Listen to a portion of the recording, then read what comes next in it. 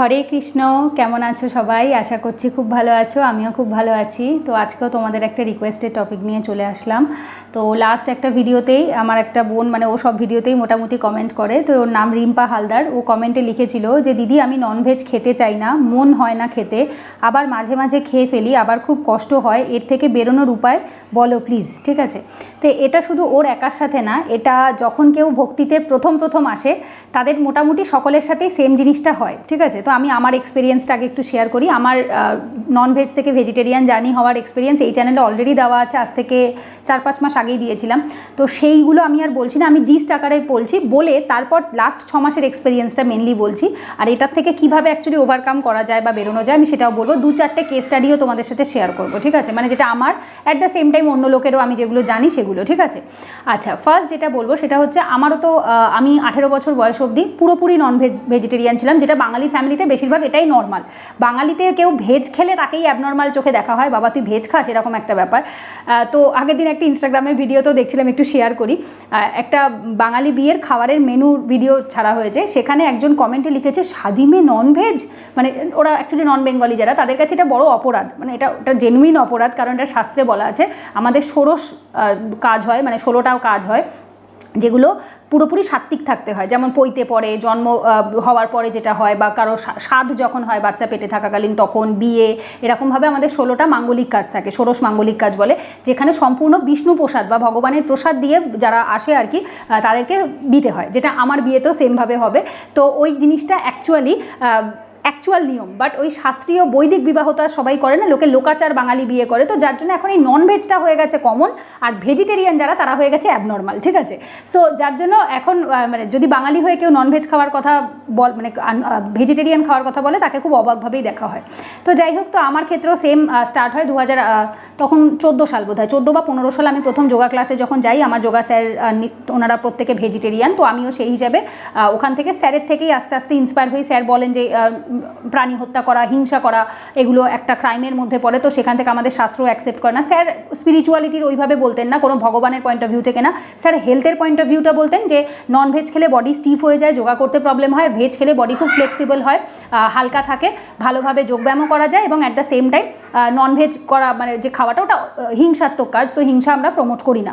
So সেই হিসেবে আমিও তখন মাংস আর ডিম খাওয়া ছেড়ে দিই, মাছটা খেতাম। তারপর 2022 সাল অবধি আমি টোটালটাই ওরকমভাবেই শুধু মাছ খেয়েই থেকেছি।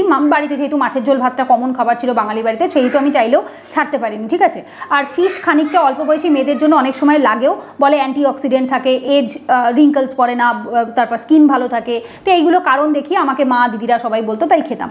দেন 2022 সাল থেকে আমি ফার্স্ট মাংস ডিম খাওয়া স্টার্ট করি আবার। তো 1 বছর আমি খাই, 2022 থেকে 22 ফেব্রুয়ারি থেকে 23 মার্চ অবধি আমি খাই। এবং তারপর থেকে 23 শুরুর দিক থেকে তো আমি আগের ভিডিওতে বলেইছিলাম যে আমার শারীরিক বেশ কিছু সমস্যা দেখা দিতে স্টার্ট করে। আমার যখনই ননভেজ খেতাম বমি হওয়া, পটি হওয়া, গ্যাস হওয়া, বুকে ব্যথা, দম বন্ধ হয়ে আসা, এমনভাবে হতো যেন অ্যাজ ইফ আমি এক্ষুনি মরেই যাবো, দম বন্ধ হয়ে মারা যাবো, এতটা বুকের ওপর প্রেশার আসতো, মনে হতো যেন হার্ট অ্যাটাক এসে যাবে গ্যাস ওপর দিকে চাপ দিয়ে। তো এরকম ফিল আসতো, এবং পরের দিকে আমি আস্তে আস্তে রিয়েলাইজ করতে স্টার্ট করি যে না, এটা অন্যায় হচ্ছে, এটা ঠিক নয়। তো যাই হোক, এটা বাড়ির লোককে কনভিন্স করাতে হবে যে আমি পুরোপুরি ভেজিটেরিয়ান হবো, সেটাও তারা অ্যাকসেপ্ট করবে না। তারপর কণ্ঠি পড়ার জন্য বাড়ির লোককে অ্যাকসেপ্ট করাতে হবে, কারণ পুরোপুরি ভেজ না হলে কণ্ঠিও পড়তে পারবো না। তো এরকম বেশ কিছু সিচুয়েশন তখন আমার লাইফে চলে 2023 শুরুর দিকটাতে। তারপর গোবিন্দর কৃপায় সব আস্তে আস্তে এক এক করে আস্তে আস্তে হতেই থাকে। তবু পেঁয়াজ রসুনটা তখন অবধি আমি খেতাম, বিকজ তখন আমার কণ্ঠি ছিল না। তারপর অগাস্ট মাস থেকে 2023 অগাস্ট মাসের এই আজকেই অ্যাকচুয়ালি পুত্রদা একাদশী, তো আজ থেকে 1 বছর আগে পুত্রদা একাদশীতে অগাস্টের 27 তারিখ ছিল বোধহয়, ওই দিন থেকেই আমি ফার্স্ট কণ্ঠি পড়ি, এবং আমার 1 বছর হয় আজকে কণ্ঠিতে। ঠিক আছে, তো এই একাদশী টু একাদশী এবার যাই হোক, তো এইভাবে করে আর কি আমার স্টার্টিং হয়। এবং তারপর থেকে তো 6ই সেপ্টেম্বরের পর থেকে আমি কৃষ্ণপ্রসাদ খাই, তো আমিষের কোনো প্রশ্নই আসছে না। এইবার বিষয়টা হয় যেটা, যখন এটা আমার এক্সপিরিয়েন্স, ঠিক আছে, আমার কীভাবে আসা। এরপরে আসবো হচ্ছে, যদি তুমি চাও, তোমার যে প্রবলেমটা তুমি বলছো যে মন চায় না খেতে, কিন্তু অনেক সময় আমরা খেয়ে ফেলি, কেন খেয়ে ফেলি? লোভের কারণে। এটা আমার যে আসে না বা তোমার মানে হতো না সেই সময়, এরকমটা নয়। যদি ধরো তখন শুরুর দিকে যখন আমি পুরোপুরি ছেড়ে উঠতে পারিনি, বা হয়তো কিছুটা ছেড়েছি, হয়তো 2 মাস 1 মাস হয়েছে, সবে ছেড়েছি, তখন যদি আমি কাউকে খেতে দেখতাম, আমার সামহাও মনে হতো খেতে, মানে খাবারটা দেখে টেস্টি লাগতো। যখন কেউ খুব সুন্দর করে সাজিয়ে দেয় জিনিসটা, দেখতে খুব টেস্টি লাগে, খেতে ভালো লাগে, বাট যেই মুহূর্তে আবার মনে হতো যে ওইভাবে করে মুরগিটাকে কাটা হয়, ওর রক্তটা বেরোয়, ও ছটফট করে চিৎকার করতে থাকে, পাঠাটা চিৎকার করতে থাকে, এবং আমিও যদি এটা খাই আমার আমার সাথেও সেম জিনিসটাই ঘটবে, ভগবানের কর্ম তো আমি পড়েছি, ভগবান যেরম কর্ম করবো সেরম ফল দেবে, সেম জিনিসটা আমার সাথে ঘটবে। যখনই ওটা মনে করতাম না, তখনই সাথে সাথে ভাবতাম কি ভগবান তবা তবা আমি আর ভাববো না এটা। কী ভাবছিলাম আমি এটা, যে আমি খাওয়ার কথা দুঃস্বপ্নে ভাবছি কী করে আমি, তখন আমি নিজেকে ওই জিনিসটা ভাবতাম। তো যদি তোমার মনে হচ্ছে যে তুমি খেয়ে ফেলছো লোভের কারণে, তুমি একটা দিন একটু সময় বার করে কোনো কসাইখানায় গিয়ে একটু দাঁড়িয়ে থাকো, পাঠা কাটে যেখানে, মুরগি কাটে যেখানে, বুক ফেটে যাবে কষ্টে। ওই জিনিস যদি তুমি একবার দেখে আসো, তোমার আর মুখে খাবার উঠবে না, কোনো দিনও উঠতে পারে না। যদি ওঠে তাহলে তুমি নরখাদক, তুমি মানুষকেও খেতে পারবে। কিন্তু ওই জিনিস দেখার পর যেভাবে যে কষ্টটা ওরা পায় কাটার সময়, সেই কষ্টটা দেখার পরে, ইভেন মাছের ক্ষেত্রেও যদি জ্যান্ত মাছ হয়, কীভাবে বাড়ি মেরে মেরে মারে, ঠিক আছে, মানে সেই কী যেন দেখেছিলাম, সেই লোহার মুগুর টাইপের থাকে, তাই দিয়ে মাথার ওপর বাড়ি মেরে মেরে মেরে রক্ত বার করে তারপর জ্যান্ত মাছগুলোকে কাটা হয়, ঠিক আছে। সো এই জিনিসটা দেখার পরে যদি কারোর তারপরেও খেতে ইচ্ছা করে, তাহলে সে মানুষই নয়, আমার কাছে সে মানুষ নয়। তো যদি আমরা এইটা দেখি না বলে আমাদের খেতে ইচ্ছা করে, কারণ কি আমরা তো ওই সাজানো যে টেবিলের রস, মানে রস একদম সেই কী বলবো, তেল মশলা রস, খাবারটাতে একেবারে সব রসালো টাইপের একটা লোভনীয় খাবার থাকে, ওটা দেখে যে কারো লোভ লাগবে, আমরা তো ওটা দেখছি, সেই জন্য আমাদের খেতে ইচ্ছা করছে। বাট আমরা কিভাবে জিনিসটা শুরু হয়েছিল, তার শুরুটা কেমন ছিল, শেষটা তো দেখে হবে না, শুরুটা কেমন ছিল সেটাও দেখতে হবে। সেটা দেখার পর আর কারোর খেতে ইচ্ছা করবে না। আমি ছোটো থেকে পাঁঠার মাংস খেতাম না, ছোটোবেলায় খুব ভালো খেতাম। ক্লাস 3-তে বা 4-এ পড়ি যখন, তখন আমার মামার বিয়ে ঠিক হয়, এবং মামার একটা মানসিক ছিল যে সে পাঁঠা বলি দিয়ে কালী পুজো দেবে বিয়ের আগে। একটা পাঁঠাকে 7 দিন আমাদের বাড়িতে আনা হয়, 7 দিন ধরে পাঁঠাটাকে রোজ আমি কাঁঠাল পাতা খাওয়াতাম, আদর করতাম, ছোটো একটা বাচ্চা ছিল তো, ওকে খাইয়ে খাইয়ে বড় করার পরে ওকে 7-8 দিনের মাথায় কালী পুজোর দিন পাঁঠা বলি দিয়ে কেটে ফেলা হয়।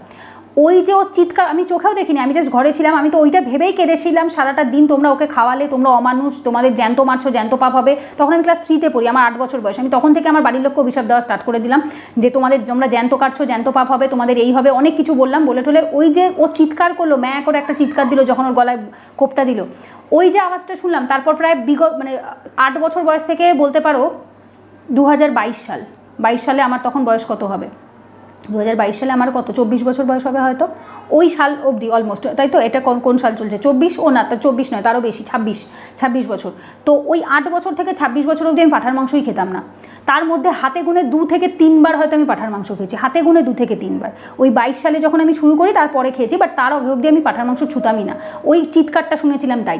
তো এই যে জিনিসটা, এটা হৃদয়ে যার দয়া মায়া নেই, মমতা নেই, যে নিজের স্বার্থের কথা, নিজের জীবের কথা, শুধু নিজের টেস্টের কথা ভাবে, তার সে খাবে, ঠিক আছে। তো যার হৃদয়ে দয়া মায়া আছে, অহিংসা পালন করতে চায় যে, আর যে নিজেকে ভালো শুদ্ধ মানুষ মনে করতে চায়, সে খাবে না। সব থেকে বড় ব্যাপার, যদি তুমি চাও তোমার খাবারে ডেড থাকুক, নেগেটিভিটি থাকুক, রক্ত থাকুক, তাহলে you can not become a spiritual person. If you want to be a spiritual person, তুমি যদি আধ্যাত্মিক মানুষ হতে চাও, তোমার লাইফ থেকে নেগেটিভিটি, ডেড ব্লাড, এগুলো সরাতে হবে। মৃত্যু, খাবারটা তো মৃত্যু, ওর মরার ফলে তুমি খাচ্ছ। এই যে অনেকে বলে না ভেজিটেরিয়ানরা তাহলে কী খায়, ওরা তো গাছ খাচ্ছে। আমরা গাছ গোটা কেটে খেয়ে ফেলি না বাবু, গাছের ফল হয়, সেই ফলটা খাই আমরা। গাছ থেকে ফলটা পড়ে, পাকার পরে গাছ থেকে কাঁচা ফলটাও খাই না, যখন পেকে পড়ে যায় বা কাটা হয় তখন আমরা খাই। আমটা যখন পেকে যায় তখন খাই, ওর ফল খাই, ওকে গোড়া শুদ্ধ কেটে খেয়ে ফেলে দিই না, ঠিক আছে। গোড়া শুদ্ধ গাছটাকেই মেরে ফেলে দিচ্ছি না, আমরা গাছের ফলটা খাচ্ছি, গাছের শাক পাতাটা খাচ্ছি। আমার মা লাউয়ের শাক করে, তা কুমড়োর শাক করে, গোটা গাছটাকে উপড়ে ফেলে দেয় না, পাতাগুলো কেটে নিয়ে আসে, আবার ওখান থেকে নতুন পাতা গজায়, ঠিক আছে। প্রথমত এটা একটা কারণ, আর দ্বিতীয়ত হচ্ছে আমাদের শাস্ত্রে শুদ্ধ সাত্ত্বিক খাবার হিসাবে সেটাকে অ্যাকসেপ্ট করা হয়েছে, ভগবানকে সেটা আমরা ভোগ লাগাতে পারি। তোমরা পারো মুরগির মাংস, পাঁঠার মাংস আর হচ্ছে ডিমের কারি, এটা দিয়ে তোমরা গোবিন্দকে ভোগ দিতে পারবে, শিব ঠাকুরকে ভোগ দিতে পারবে, ক্ষমতা থাকলে শিব ঠাকুরকে আর গোবিন্দকে, মানে নারায়ণ আর শিবের ওপর তার কেউ নেই, পারলে নারায়ণ আর শিবকে এটা দিয়ে ভোগ দেখিয়ে দেখাও, ঠিক আছে। তো যখন পারবে না, যখন সে ওটা অ্যাকসেপ্ট করবে না, তো হাউ ক্যান ইউ অ্যাকসেপ্ট, তুমি কি করে অ্যাকসেপ্ট করবে? যারা ভগবানকে ভালোবাসে তারা এইভাবে ভালোবাসে যে যেটা আমার গোবিন্দ খেতে পারে না সেটা আমি কি করে খাবো, আমার গোবিন্দও খাচ্ছে না, তুমি পারবে? তোমার মা যেটা খায় না, বা আমার মা কেন নিরামিষ বুঝি হয়ে গেছে, আমি ছেড়েছি বলে, আমি যেদিন থেকে ছেড়েছি আমার মাও সেদিন থেকে ছেড়েছে। আমার মাও তো ভেবে চিন্তে ছাড়েনি, জাস্ট বিকজ তার মেয়ে খাচ্ছে না তাই আমার মা বলেছে আমার মেয়েটা খায় না, আমি কি করে খাবো। আমার মা শুধুমাত্র এই একটা কারণ দিয়েছে, কেন? মেয়েকে ভালোবাসে তাই। তো আমি আমার গোপালকে আমার সন্তান রূপে ভালোবাসি, আমার ছেলেটা খায় না, আমি কি করে খেতে পারি? আমার ছেলে যেটা খাবে আমিও সেটা খাবো। এইটা ভক্তের, যেটা ভগবানের সাথে যে সম্পর্ক, সেটা ভালোবাসার সম্পর্ক হয়, ঠিক আছে। তো ভালোবাসলে, আমি যদি যাকে ভালোবাসি, আজকে যদি আমার স্বামী সেই খাবারটা না খায়, আমার মুখ থেকে উঠবে না, উঠবেই না, কোনোদিনও উঠতে পারে না, যদি আমার তার প্রতি সেই শুদ্ধ ভালোবাসা থাকে, ঠিক আছে। তো সেই কারণে আমি আমার গোবিন্দ খাই না, তাই আমি খাই না, কারণ সে আমার প্রভু, সে আমার পিতা, সে আমার সব কিছু, সে আমার বন্ধু, সে আমার সন্তান, সে আমার A to Z, সে আমার সব কিছু। তো সে যদি না খায় তো আমি কেন খাবো? শিব ঠাকুর খায় না, যারা শিব ভক্ত তারা খায়, জেনুইন শিব ভক্ত খায় না, ঠিক আছে। তো যদি কেউ স্পিরিচুয়ালিটিকে লাইফে চায় তাহলে সে খাবে না, এই কনসেপ্টটা তার কাছে ক্লিয়ার হতে হবে যে আমি যা একটা কথা জানবে, যার হৃদয় বেশি বলে সে কোনোদিনও ননভেজ খায় না, যার পেট বেশি কথা বলে সে খায়। when your stomach talk more rather than your heart, তোমার হৃদয়ের থেকে তোমার স্টমাক বেশি কথা বলে, তোমার লোভ বেশি কথা বলে, ঠিক আছে, তোমার জিভ বেশি কথা বলে, তোমার হৃদয় কম কথা বলে, তোমার হৃদয়ে দয়া মায়া কম কাজ করে, সেদিন তুমি ননভেজ খাবে। যেদিন থেকে তোমার হৃদয় বেশি কথা বলতে শুরু করবে, তোমার হার্ট বেশি কথা বলতে শুরু করবে, তোমার আত্মা বেশি কথা বলতে শুরু করবে, তোমার আত্মা তোমাকে বলবে এটা অন্যায়, এটা করিস না, তোমার পেট কম কথা বলবে, সেদিন থেকে তুমি ছাড়তে শুরু করবে। প্রথমত এটা। দ্বিতীয়ত হচ্ছে তোমাকে প্রে করতে হবে। আমি যখন প্রথম ছাড়তে পারছিলাম না, আমি কনস্ট্যান্টলি প্রে করতাম, ঠিক আছে, যে গোবিন্দ আমি ছাড়তে চাই কিন্তু আমার দেখে লোভ আসে, আমি খেয়ে ফেলি, কি করব তুমি বলো, তুমি ছাড়িয়ে দাও গোবিন্দ প্লিজ, তুমি ছাড়িয়ে দাও, আমি চেষ্টা করছি কিন্তু আমি পারছি না, তুমি ছাড়িয়ে দাও। রোজ বলতাম, রোজ, দিন নেই রাত নেই, সারাটাক্ষণ বলতাম। আর খাওয়ার পরে হাত পা মানে কি বলবো ছেড়ে কান্নাকাটি করতাম, গোবিন্দর কাছে ক্ষমা চাইতাম এবং বলতাম হে ভগবান এটা আমি কী করে ফেললাম, আমি খেয়ে ফেললাম আবার মাছের ঝোল ভাত, মাংস ডিম ছেড়ে দাও, তখন অনেক আগেই ছেড়ে দিয়েছি, বাট মাছের ঝোল খাওয়ার পরেও আমি কাঁদতে থাকতাম, হে ভগবান আমি একটা মাছকে খেয়ে ফেললাম, আমি এত অপরাধ করে ফেললাম, আমি সমানে কাঁদতাম আর ক্ষমা চাইতাম, গোবিন্দ ক্ষমা করে দাও, ক্ষমা করে দাও। এখনও তার জন্য ক্ষমা চাই, এখনও, ছেড়ে দিয়েছি আজ থেকে 1.5 বছর আগে, এখনও তার জন্য নিত্য দিন সকাল বিকেল সব সময় ক্ষমা চাই, সব সময়। যে কয় বছর খেয়েছি অজ্ঞানতাবশত যে ভুলটা করেছি, সেই জন্য যে পাপটা করেছি আমাকে ক্ষমা করে দাও, আমার ভুল হয়ে গেছে, আর কোনো দিনও হবে না, আমাকে ক্ষমা করে দাও, এভরি ডে ক্ষমা চাই। আগের কর্মের জন্য ক্ষমা চাও এবং যাতে আর না হয় সেটার জন্য প্রার্থনা করো যে আমি আর করতে চাই না, কিন্তু আমার এত ক্ষমতা নেই, তুমি আমার মনে এটাতে প্রতি ঘেন্না এনে দাও, যেটা আমার ক্ষেত্রে হয়েছে। আগে যেটা দেখে একটু লোভ লাগতো অন্য কেউ খাচ্ছে, আর এখন যদি আমি গন্ধও পাই, মানে 7 মাইল দূরেও যদি হয়, আমার যদি নাকে কোনোভাবে গন্ধ আসে, আমি বমি করতে করতে মরে যাই, আমার এখন এরকম খারাপ অবস্থা হয়। পেঁয়াজের গন্ধও এরকম হয়, মানে কি বলবো, শুনলে তোমরা অবাক হয়ে যাবে। একটা পিওর ভেজ দোকান থেকে পিওর ভেজ চাউমিন খেয়েছিলাম, পনির দেওয়া, জাস্ট 2 দিন আগে, একদিন আগে, 15ই আগস্টের দিন। বাড়ি এসে রাত্রিবেলা আবার সেই বমি, গ্যাস, পটি। পিওর ভেজিটেরিয়ান দোকানটা লেখা ছিল, কোনো অনিয়ন গার্লিক ছিল না, পনির চাউমিন করেছিল, প্রচুর ভেজিটেবলস দিয়ে আমার সামনে দাঁড়িয়ে করেছে, পুরো টাটকা টাটকাভাবে করেছে, ঠিক আছে। কিন্তু যেহেতু ওটা বাইরের ছোঁয়ার খাবার ছিল, আমার বাড়ি এসে আবার শরীর খারাপ হয়ে গেছে। কিন্তু আমি বাড়িতে চাউমিন বানিয়ে খাচ্ছি, বাড়িতে সব কিছু যেটা করছি গপুকে দিয়ে খাচ্ছি, কোনো কিচ্ছু হচ্ছে না, বোঝা গেছে। সো এটা ভগবানের কৃপাতে হয়, এটা সহজে আসে না, একটু আসতে সময় লাগে, এটা একদিন দুদিনে আসে না, এটা আমারও এসছে, সময় দিতে হয়েছে তার জন্য। তখন আগে ননভেজ খেলে শরীর খারাপ হতো, এখন বাইরের খাবার খেলেও শরীর খারাপ হয়।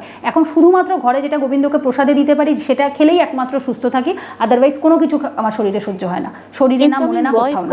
তো এটা অ্যাকচুয়ালি সময় লাগবে, একটু সময় দাও, একটু ধৈর্য ধরো আর গোবিন্দর কাছে প্রে করতে থাকো। আর যেটা ওই যে বললাম, দরকার হলে একদিন দাঁড়িয়ে কষাইখানায় দেখো কিভাবে হচ্ছে, দেখার পর আর ইচ্ছে করবে না খেতে, ঠিক আছে।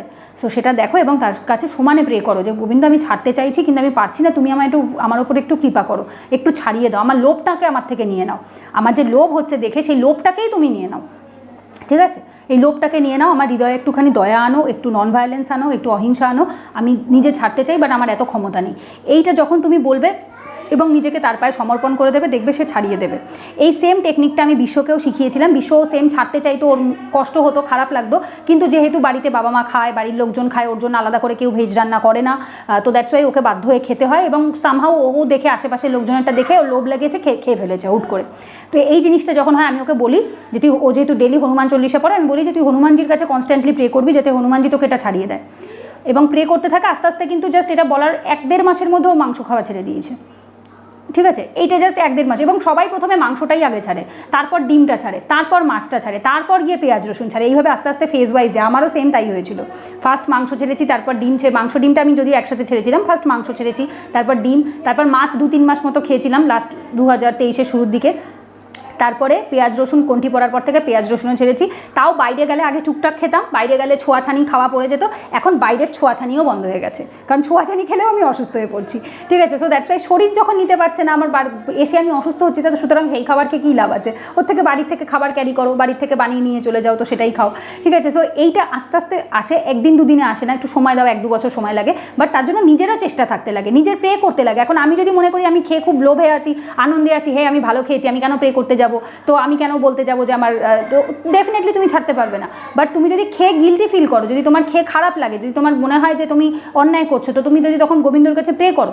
গিল্ট ফিলিং সবার আগে আসতে লাগে। যদি তুমি বললে তোমার ভালো লাগে না, ওইটা হচ্ছে তোমার ফার্স্ট স্টেপ, যেটা আজ থেকে 1.5 বছর 2 বছর আগে আমার এসেছিলো।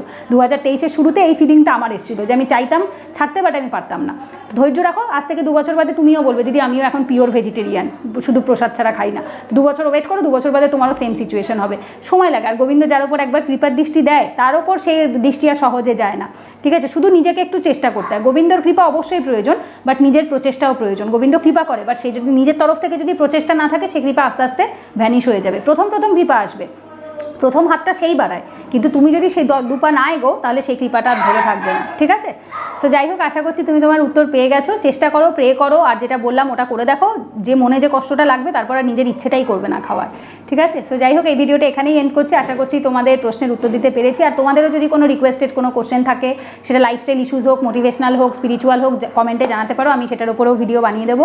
তো চলো, পরের ভিডিওতে দেখা হচ্ছে। ততক্ষণ সবাই সুস্থ থেকো, ভালো থেকো। রাধে রাধে, হরে কৃষ্ণ।